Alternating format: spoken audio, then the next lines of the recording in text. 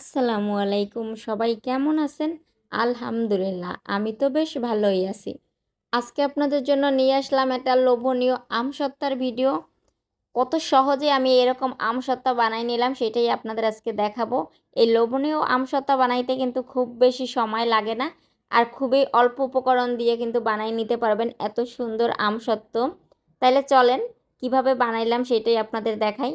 প্রথমে আমি 2 কেজি এখানে আম নিয়ে পাতলা পাতলা করে কাইটা নিছি। আপনারা অবশ্যই পাতলা পাতলা করে কাইটে নেবেন, তাইলে সেদ্ধ করার সময় খুবই তাড়াতাড়ি সেদ্ধ হয়ে যাবে। আমি 2 কেজি আমে 1 কাপ পানি দিয়া আমি 10 মিনিটের জন্য সেদ্ধ দিয়ে দিছি। আপনারা 1 কেজি আম নিলে হাফ কাপ পানি দিয়ে সেদ্ধ দেবেন 10 মিনিটের জন্য। তারপর ভালোভাবে নাড়াচাড়া দিয়া দেখেন এখানে কিন্তু ভালো মতো সেদ্ধ আমার হয়ে গেছে। তারপর একটা ডাল ঘুটনি দিয়া এরকম ঘুরাই নিতে আসি। যেহেতু আমসত্ত্বটা বানাবো একদম কোনো দানা দানা থাকা যাবে না, যতই এরকম আমি ঘুটাই তারপর কিন্তু একটু দানা দানা কিন্তু থাইকা যায়। সেজন্য করতে হইবে কি জানেন, এরকম একটা সেকনির মাধ্যমে সেক্কা নিতে হইবে। অবশ্যই আপনারা এই কাজটা এড়াই যাবেন না, এই কাজটা করবেন। এই কাজটা কিন্তু আমসত্ত্বার জন্য খুবই গুরুত্বপূর্ণ। আমি এরকম কইরা নিলাম সম্পূর্ণ আমটা। যাদের ঘরে বাচ্চারা আছে তারা কিন্তু এই আমসত্ত্বাটা ভীষণ পছন্দ করবে। আর আমি কিন্তু ভীষণ পছন্দ করি এই আমসত্ত্বা। আমি কিন্তু কখনো বানাইনি, এই প্রথম বানাইতেছি। তাও আমার কাছে মনে হয়েছে খুবই খুবই সহজ, আর খুবই অল্প সময়ের মধ্যে আমসত্ত্বাটা কিন্তু আমি বানাই নিতে পারছি। যাই হোক, আমার কিন্তু সেকা হয়ে গেছে। তারপর আমি কড়াইটা ভালোভাবে ধুইয়া আবার সেদ্ধ আমটা কিন্তু দিয়া দিছি কড়াইতে। তারপর আমি 1 চামচ দিয়ে দিছি বিট লবণ। আর এইখানে আমি চিনি দিয়ে দিছি 1.5 কাপ। 1.5 কাপ চিনিটা আমি ব্লেন্ডারে একটু ব্লেন্ড করে নিছি। আর আপনারা চাইলে গুঁড়া ছাড়াও দিতে পারেন, তবে আমি চিনিটা একটু গুঁড়া করে নেওয়ার কারণ হলো তাহলে পানিটা কম হবে, যেহেতু এখন আম নাড়াচাড়া দেবো আর ফুটবে সেজন্য। আপনারা চাইলে গুঁড়া ছাড়াও দিতে পারেন, কোনো অসুবিধা নাই। তারপর আমি ভালোভাবে নাড়াচাড়া দিয়ে নিলাম। তারপর আমি পাঁচফোড়নটা ভাইজা গুঁড়া কইরা নিছি, সেখান থেকে আমি 2 চামচ পাঁচফোড়ন দিয়ে দিছি কিন্তু। 2 চামচ পাঁচফোড়ন দেওয়ার পরে দিয়ে দিলাম শুকনো মরিচ আধা ভাঙ্গা কইরা নিছি 10 থেকে 12টার মতো এরকম।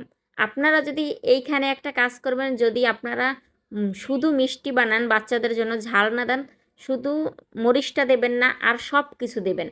শুধু মরিচটা এড়াই গেলেই কিন্তু হয়ে যাবে মিষ্টি আমসত্ত্বা। আর আমি কিন্তু এখানে বানাইছি ঝাল টক মিষ্টি আমসত্ত্বা। যাই হোক, এরকম কিন্তু নাড়তে থাকবেন 10 মিনিটের মতো, অনবরত নাড়তে থাকবেন যেন নিচে লাইগা না যায়। লাইগা গেলে কিন্তু আমের কালারটা একদম নষ্ট হয়ে যাবে, খাইতে কিন্তু ভালো লাগবে না, একটা গন্ধ আসবে। আমার কিন্তু আমসত্ত্বাটা রেডি হয়ে গেছে। এখন যে পাত্রে আমি রেডি করব সেই পাত্রে একটু সরিষার তেল আমি মাখাইয়ে নিছি। আপনারা আপনাদের পছন্দ অনুযায়ী পাতলা মোটা কইরা দেবেন। আর এইখানে একটা জিনিস খেয়াল রাখবেন, ভালো কইরা কিন্তু সমান কইরা এরকম দেবেন, তাহলে খুব সহজেই কিন্তু শুকাই যাবে। আমি এখানে 2টা পাত্রে দিয়ে দিছি, তাহলে খুব তাড়াতাড়ি শুকাই যাবে। আমি 2 দিন রোদে দিছি। আর যেহেতু রোদ এখন আছে অনেক বেশি, আর যদি আপনারা বানান তখন যদি রোদ না থাকে তবে চুলার নিচে রাইখে দেবেন 2 থেকে 3 দিন, তাইলেই কিন্তু শুকাইয়া যাবে। আর একটু পাতলা করে দেবেন, তাইলে কিন্তু খুব তাড়াতাড়ি শুকায়। আমি কিন্তু পাতলা করে দিছি, আমি রোদে শুকাবো। আর এখন বৃষ্টির সময়, যে কোনো সময় বৃষ্টি আসতে পারে, সেই জন্য কিন্তু আমি পাতলা করে দিছি। এই দেখেন মাশাআল্লাহ মাশাআল্লাহ কত সুন্দর হয়েছে। খুবই সহজে কিন্তু আমসত্ত্বা বানিয়ে নিতে পারবেন ঘরে।